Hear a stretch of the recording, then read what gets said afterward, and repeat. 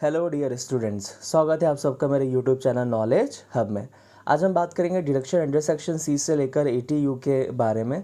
अगर आप एक टैक्स पेयर है, अगर आप एक एसएससी है और अगर आप टैक्स पे करते हैं तो गवर्नमेंट ये चाहती है कि आप इन सारे डिडक्शन का लीगल तरीके से आप यूज़ करें और अपने पैसे को आप यहाँ पर टैक्स से बचाएं। जैसे अगर मान लीजिए मेरे इनकम 10 लाख है और मैं कुछ स्कीम्स और इन डिडक्शंस का फ़ायदा उठा रहा हूँ, तो मैं अपने उस 10 लाख के इनकम को टैक्स से बचा सकता हूँ। तो अब हम देखते हैं कुछ डिडक्शंस के बारे में हम डिस्कस करते हैं। तो सबसे फर्स्ट हम देखते हैं डिडक्शन अंडर सेक्शन 80C के बारे में। तो ध्यान पे रखिएगा, ये एक ऐसा डिडक्शन है जो जिसमें बहुत सारे पॉलिसीज़ होते हैं, बहुत सारे स्कीम्स होते हैं जिनका फ़ायदा उठाते हैं, जिनका अगर आप इन्वेस्टमेंट करते हैं उस पर्टिकुलर पॉलिसी या पर्टिकुलर स्कीम में तो आपको ये डिडक्शन का फ़ायदा आपको मिलता है। जैसे अगर मान लिया जाए मैं कहीं पर जॉब कर रहा हूँ तो मेरा जो भी प्रोविडेंट फंड होगा, यहाँ ध्यान पे रखिएगा, प्रोविडेंट फंड भी दो होते हैं, एक होता है एम्प्लॉयर और एक होता है एम्प्लॉयज़। तो आपको एम्प्लॉयज़ अपना प्रोविडेंट फंड आपको यहाँ पर लेना है इस डिडक्शन में। इसके अलावा LIC प्रीमियम अगर मैं पे करता हूँ, इसके अलावा नेशनल सेविंग सर्टिफिकेट है। तो बहुत सारे स्कीम्स है, बहुत सारे पॉलिसीज़ है जिनका अगर मैं फ़ायदा उठाता हूँ तो मैं अपने इनकम को टैक्स से बचा सकता हूँ। बट एक चीज़ ये ध्यान पे रखिएगा, यहाँ पर जो भी आप पॉलिसीज़ या जो भी इन्वेस्टमेंट आप करेंगे वो 1.5 लाख रुपए से ज़्यादा नहीं होना चाहिए। यहाँ पर गवर्नमेंट ने जो मैक्सिमम लिमिट जो अमाउंट है वो फिक्स कर दी, मतलब आपका जो भी पॉलिसी या जो भी इन्वेस्टमेंट है वो 1,50,000 से ज़्यादा नहीं होना चाहिए, 1,50,000 के अंडर ही होना चाहिए। अगर मान लिया जाए मेरा इनकम 10 लाख है और मैं अगर LIC में अगर 50,000 रुपीज़ का अगर मैं इन्वेस्टमेंट करता हूँ, इट मीन्स पॉलिसी लेता हूँ, और मेरा PF कटता है, प्रोविडेंट फंड कटता है, वो मान लिया जाए यहाँ पर 60,000 है। तो इस कंडीशन में मेरा जो भी टैक्स बनेगा यहाँ पर 1,10,000, 50 और 60, 1,10,000 जो होगा 10 लाख में माइनस हो जाएगा, और जो भी इनकम मेरा बनेगा उसी पे से मेरे को टैक्स देना पड़ेगा। और यहाँ पर ये भी ध्यान रखिए, ये जो 1,10,000 है ये 1,50,000 के अंडर ही है। तो इस डायग्राम में आप देख सकते हैं बहुत सारी स्कीम्स हैं जिनका फ़ायदा उठाकर आप अपने टैक्स को बचा सकते हैं। अब हम बात करेंगे सेक्शन 80CCC के बारे में। ध्यान पे रखिएगा, ये एक पेंशन फंड होता है जिसमें हम अगर इन्वेस्टमेंट करें तो हम अपने उस इन्वेस्टमेंट का जो भी अमाउंट होगा उस अमाउंट के थ्रू हम अपने इनकम को टैक्स से बचा सकते हैं।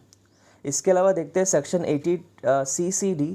अब इस सेक्शन में ध्यान पे रखिए, यहाँ पर भी एक पेंशन फंड है, बट ये एक स्पेसिफिक पेंशन फंड स्कीम होता है जो बेसिकली सेंट्रल गवर्नमेंट के थ्रू बनाया गया होता है। इसमें गवर्नमेंट एम्प्लॉय या जो सेमी गवर्नमेंट या जो नॉन गवर्नमेंट एम्प्लॉयज़ होते हैं ये सारे इसमें इन्वेस्टमेंट कर सकते हैं। और इसमें ये ध्यान पे रखिएगा, इसमें इसका जो भी अमाउंट होगा ये 10% ऑफ सैलरी से ज़्यादा नहीं होना चाहिए। इट मीन्स अगर मेरी सैलरी जितनी भी है तो 10% तक ही हो सकता है ये जो भी स्पेसिफिक अमाउंट है। अगर मान लीजिए मेरी सैलरी 2 लाख है तो 2 लाख का 10% इट मीन्स 20,000 तक ही हो सकता है, जो भी ये स्पेसिफिक इन्वेस्टमेंट जो मैं करना चाहता हूँ।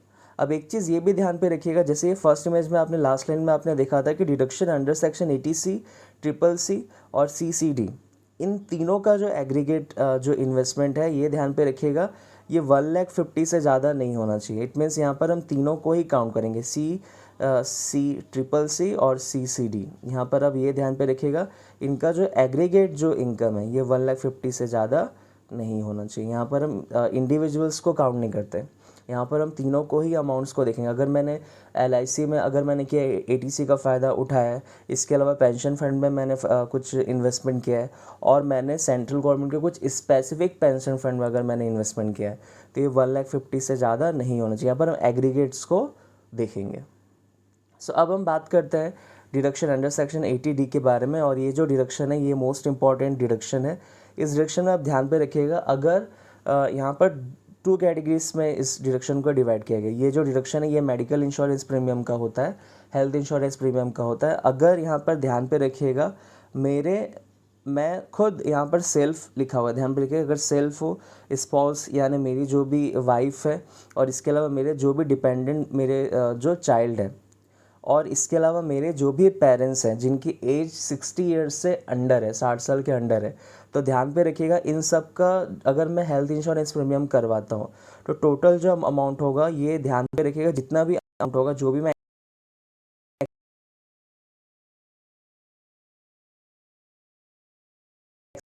प्रीमियम कराया हुआ है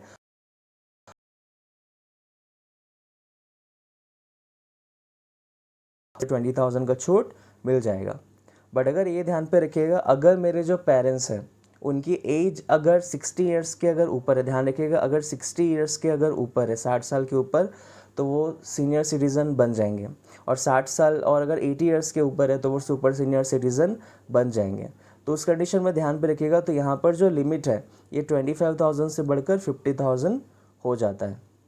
यहाँ पर अब ध्यान पे रखिएगा, जो भी मैं हेल्थ इंश्योरेंस प्रीमियम का जो भी अमाउंट पे करता हूँ तो वो 50,000 के अगर ऊपर है तो 50,000 तक की छूट मिलेगा। बट अगर 50,000 के अंडर है तो जितना भी एक्चुअल अमाउंट होगा उसका आपको छूट मिल जाएगा।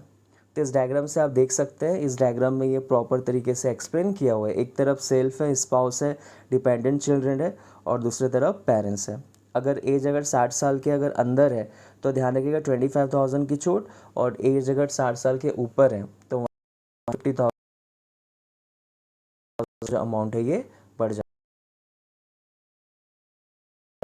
है। मैं अब ये ध्यान पे रखिएगा, ये जो चाहे वो जनरल डिसेबिलिटी हो या अगर सीरियस डिसेबिलिटी हो, दोनों ही कंडीशन पे मुझे जो भी डॉक्टर है, डॉक्टर का मुझे एक सर्टिफिकेट मिलना ज़रूरी है।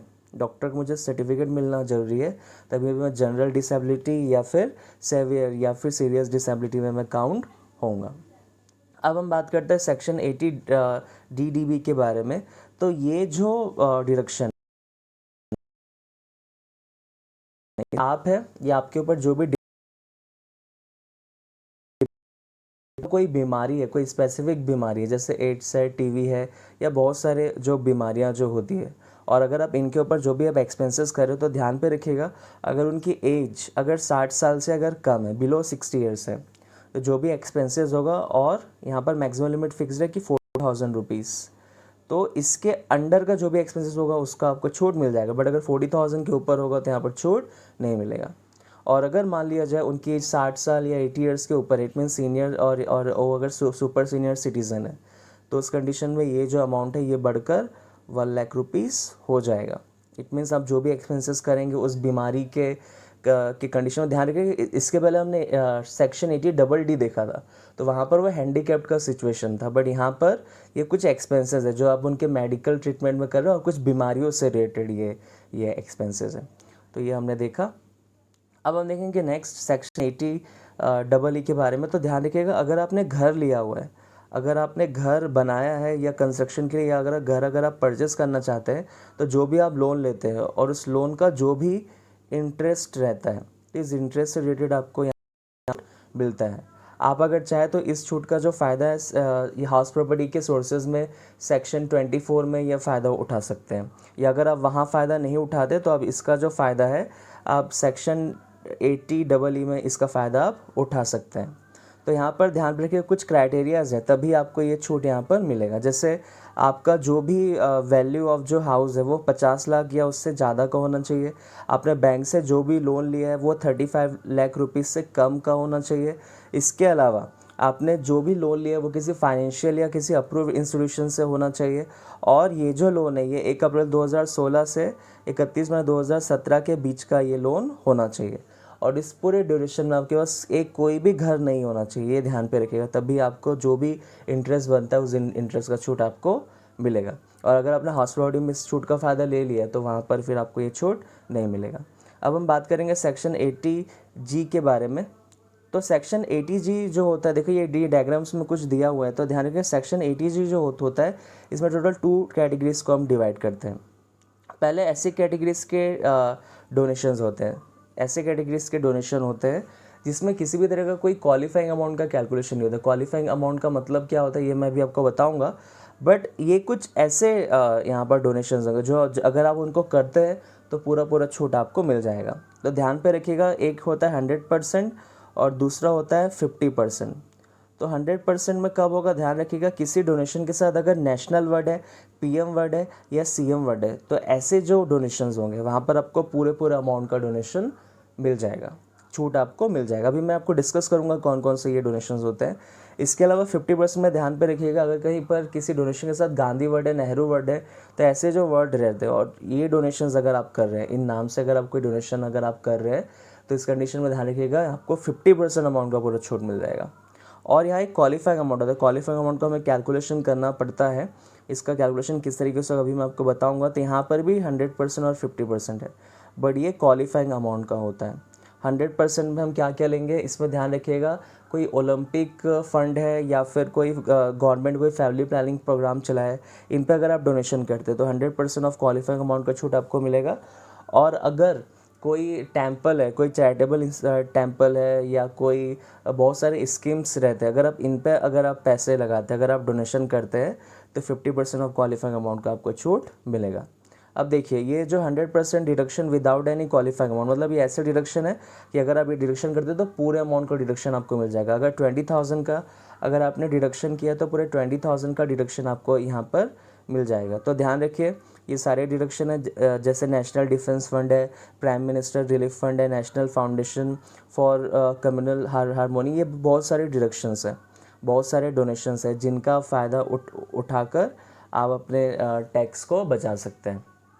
इसके अलावा देखिए, यहाँ पर भी है donation with 50% deduction without any qualifying amount. ये ऐसे डिडक्शन है जहाँ पर आप जो भी डोनेशन करते हैं उस 50% अमाउंट ही सिर्फ आपको डिडक्शन में आप ले सकते हैं। तो देखिए, जवाहरलाल नेहरू यहाँ पर है, प्राइम मिनिस्टर। अब ये ध्यान रखिएगा, यहाँ पर prime minister only drought relief fund, यही एक ऐसा पॉइंट है जहाँ पर आपको 100% नहीं मिलेगा। जो भी डोनेशन का जो अमाउंट है, इसमें आपको 50% ही सिर्फ आपको डिडक्शन मिलेगा। और इसके अलावा इंदिरा गांधी है, राजीव गांधी, ये सारे कुछ ऐसे फाउंडेशन होते हैं, कुछ ऐसे चैरिटेबल इंस्टीट्यूशंस होते हैं जहां आप डोनेशन करते हैं तो 50% अमाउंट का आपको डिडक्शन मिलता है। अब देखिए, यहाँ पर सी में आप ध्यान पे रखिए, ये क्वालिफाइंग अमाउंट की एंट्री हो रही है। तो इसका मैं बताने से पहले आपको ये बता दूँ क्वालिफाइंग अमाउंट का मतलब क्या होगा।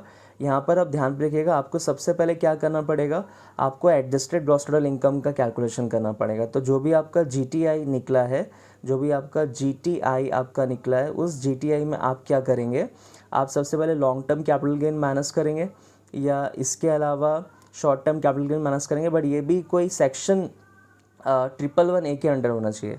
और इसके अलावा सेक्शन 80G को छोड़कर बाकी जो भी डिडक्शंस हो गए वो सारे डिडक्शन आप इसमें माइनस करेंगे। तो माइनस करने के बाद आपका एडजस्टेड ग्रॉस टोटल इनकम आएगा। अब क्वालिफाइंग अमाउंट जब आप निकालेंगे तो ध्यान रखिएगा, यहाँ पर 10% ऑफ क्वालिफाइंग अमाउंट आप 10% of adjusted gross total income को आप लेंगे, एडजस्टेड ग्रॉस टोटल को इनकम को आप लेंगे जो भी आपने निकाला है। और यहाँ पर एक्चुअल अमाउंट ऑफ डोनेशन जो आप कर रहे हैं, तो इन दोनों में से जो भी कम होगा, विच एवर इज़ लेस, तो ये आपका क्वालिफाइंग अमाउंट होगा। तो ध्यान पे रखिएगा, यहाँ पर जैसे अभी अभी मैंने बताया, अब 100% कब लेंगे, आप 100% तब लेंगे जब किसी गवर्नमेंट का कोई फैमिली प्लानिंग प्रोग्राम से रिलेटेड कोई प्रोग्राम चल रहा है और वहाँ अगर आप डोनेशन करते हैं। इसके अलावा कोई ओलंपिक फ़ंड है या कोई भी स्पोर्ट्स फंड है जहाँ पर आप पैसे क्या कर रहे हैं, अगर आप डोनेशन कर रहे हैं, आपकी कंपनी है, तो आपको यहाँ पर ये फ़ायदा मिलेगा। और 50% मिलेगा जब, ध्यान पे रखिएगा, अगर कोई एक ऐसा इंस्टीट्यूशन या कोई ऐसी अथॉरिटी है जिसने बेसिकली गवर्नमेंट से परमिशन लेकर सिटीज़, टाउन, विलेजेस का डेवलपमेंट का काम कर रही है, और अगर आप इनके इंस्टीट्यूशन में अगर आप पैसा डोनेशन करते हैं डेवलपमेंट के लिए, सिटीज़, विलेज, तो इस कंडीशन में आपको यहाँ पर ये 50% यहाँ पर डिडक्शन, बट यहाँ पर क्वालिफाइंग अमाउंट का कैलकुलेशन पहले आपको करना पड़ेगा, तभी 50% अमाउंट का डिडक्शन आपको मिलेगा। और इसके अलावा जैसे अभी मैंने बताया, टेम्पल है या मस्जिद है या गुरुद्वारा, जो भी चीज़ें हैं, जो भी धर्म से रिलेटेड जो भी मंदिर है, टेम्पल है, इन सब का अगर आप रिनोवेशन करते हैं या अगर इनके कंस्ट्रक्शन के लिए अगर आप डोनेशन करते हैं तो यहाँ पर आपको ये भी स्कीम का फ़ायदा आपको मिलेगा। और बट ये जो टेम्पल से ध्यान पे रखिएगा, ये बेसिकली नोटिफाई या कोई रजिस्टर्ड होने चाहिए गवर्नमेंट से, चाहे स्टेट गवर्नमेंट से हो या सेंट्रल गवर्नमेंट से हो। अब हम बात करेंगे सेक्शन 80GG के बारे में। तो ये जो सेक्शन 80GG है, ध्यान रखिए, अगर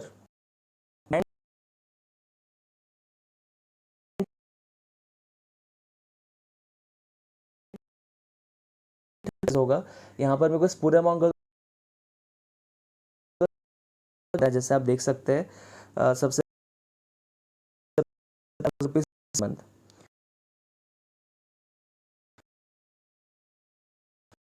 जो भी मैं रेंट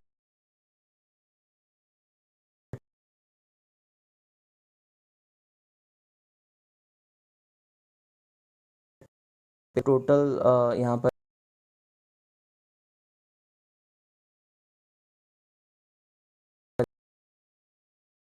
ये ध्यान पे रखिएगा, जो भी डिडक्शन होगा इसका मैं फ़ायदा उठा सकता हूँ। और एक चीज़ ध्यान रखिएगा, यहाँ पर एक एचआरए का भी कैलकुलेशन होता है, हाउस रेंट अलाउंस का। तो अगर आप इस रेंट का फ़ायदा अगर आप वहाँ उठा लेते हैं तो यहाँ पर अब इस 80G का फ़ायदा यहाँ पर नहीं उठा सकते। अब हम बात करेंगे सेक्शन 80GGA के बारे में। तो ये जो डिडक्शन है ध्यान पे रखिएगा, अगर कोई भी साइंटिफिक रिसर्च हो रहा है या रूरल डेवलपमेंट से रिलेटेड जो भी यहाँ पर कोई चीज़ें हो रही है, अगर मैं वहाँ पर अगर मैं डोनेशन करता हूँ, वहाँ पर अगर मैं पैसे लगाता हूँ, तो यहाँ पर पूरा 100% अमाउंट का मुझे छूट मिल जाएगा। बट इसका जो पेमेंट है ये चेक के थ्रू होना चाहिए। अब हम बात करेंगे सेक्शन 80GGB के बारे में। तो ध्यान पे रखिएगा, अगर कोई इंडियन कंपनीज़ है वो अगर क्या करे, किसी पॉलिटिकल पार्टीज़ को अगर डोनेशन दे रही है या अगर सब्सक्रिप्शन और अगर चंदे अगर दे रही है, तो इस कंडीशन में पेमेंट चेक के थ्रू होना चाहिए, कैश के थ्रू नहीं होना चाहिए। पूरा 100% अमाउंट का आपको यहाँ पर डिडक्शन मिलेगा। और इसके अलावा सेक्शन 80GGC, यहाँ पर बात होगी हमारी कंपनी की नहीं। अगर हम खुद अगर क्या कर रहे हैं, अगर हम पॉलिटिकल पार्टीज़ पे अगर हम डोनेशन दे रहे हैं, जैसे बीजेपी है, कांग्रेस है, पर ये जो पॉलिटिकल पार्टीज़ है ये बेसिकली रजिस्टर्ड होने चाहिए, तभी यहाँ पर आप जो भी चंदे देंगे, जो भी आप इनको डोनेशन देंगे, तभी ये वैलिड हो पाएगा। तो यहाँ पर भी पेमेंट जो चेक के थ्रू होना चाहिए, कैश के थ्रू नहीं होना चाहिए, और पूरा 100% अमाउंट का आपको डिडक्शन मिलेगा।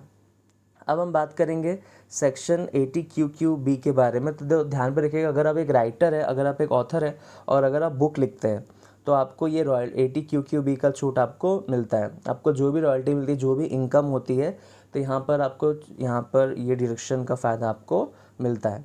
तो यहाँ पर ध्यान पे रखिएगा, ये जो बुक जो होता है ये कौन कौन सी बुक हो सकती है। अगर आप किसी आर्ट से रिलेटेड अगर आप बुक लिख रहे हैं, किसी लिटरेरी से रिलेटेड अगर आप बुक लिख रहे हैं, साहित्य या कोई साइंटिफिक से रिलेटेड, कोई विज्ञान से रिलेटेड अगर आप बुक लिख रहे हैं, तो तभी इस बुक से रिलेटेड अगर आप इसको सेल करते हैं, बेचते हैं, तो जो भी आपको रॉयल्टी आएगी, उस रॉयल्टी इनकम पे ध्यान पे रखिएगा, आपको डिडक्शन मिलेगा। बट इसमें कौन कौन से बुक्स को आपको नहीं लेना, तो ध्यान रखिएगा, स्कूल्स बुक है, जर्नल्स है, डायरीज़ है, गाइड्स है, न्यूज़पेपर है, पॉम्पलेट्स है, या इसके अलावा और भी जो बुक्स होते हैं जो स्कूल वगैरह से रिलेटेड होते हैं, ये बुक को लिख रहे हैं और ये बुक अगर सेल हो रही है और जो भी रॉयल्टी आ रही है, तो यहाँ पर आपको इसका डिडक्शन आपको नहीं मिलेगा। आपको ये जो बुक है आर्ट से रिलेटेड होना चाहिए, साहित्य से रिलेटेड होना चाहिए और विज्ञान से रिलेटेड होना चाहिए। और तो ध्यान रखिएगा, जो भी आपका यहाँ पर रॉयल्टी का अमाउंट होगा, और मैक्सिमम लिमिट यहाँ पर गवर्नमेंट ने फिक्स किया हुआ है, यहाँ जो भी मैक्सिमम लिमिट है, ये मैक्सिमम लिमिट यहाँ पर होता है 3 लाख। ध्यान पे रखिएगा, एक्चुअल अमाउंट ऑफ रॉयल्टी और 3 lakh which ever is less. 3 lakh से ज़्यादा का यहाँ पर रॉयल्टी अगर होता है तो आपको 3 लाख तक का छूट मिलेगा। बट अगर 3 लाख के अंडर का रॉयल्टी का इनकम होता है तो उस पूरे अमाउंट का छूट आपको मिल जाएगा। अब हम बात करेंगे सेक्शन 80 RRB के बारे में। तो ध्यान पे रखिएगा, अगर आपने कोई नया इन्वेंशन किया है और इस इन्वेंशन को अगर आप अपने नाम से अगर आप पेटेंट करवाते हैं, रजिस्टर्ड करवाते हैं, तो जो भी आपको रॉयल्टी मिलेगी उस पेटेंट से, तो उस रॉयल्टी का आपको छूट मिलेगा। यहाँ पर भी सेम कहानी, जो भी रॉयल्टी का अमाउंट आपको मिलेगा वो 3 लाख से ज़्यादा का नहीं होना चाहिए, तभी आप ये छूट का फ़ायदा उठा सकते हैं। अब हम बात करेंगे सेक्शन 80U के बारे में। तो ध्यान रखिएगा, एक आपने सेक्शन पढ़ा था 80DD, तो वहाँ पर बात हमारी नहीं थी, बात वहाँ पर हमारे ऊपर डिपेंडेंट थी, जो हमारे ऊपर जो डिपेंडेंट होता है बात उनकी थी, और यहाँ पर बात हमारी होगी। अगर हम हैंडीकैप्ड है, अगर हम डिसेबल्ड है, तो इस कंडीशन में ध्यान रखिएगा, अगर हम 40% से ऊपर बट 80% से कम अगर हम डिसेबल्ड है, तो जो भी हम एक्सपेंसेस हम अपने ऊपर कर रहे हैं, हम हैंडीकैप्ड है, तो उस कंडीशन में 75,000 तक का जो भी ओवरऑल एक्सपेंसेस यहाँ पर जितना भी हो, बट 75,000 का छूट आपको मिल जाएगा।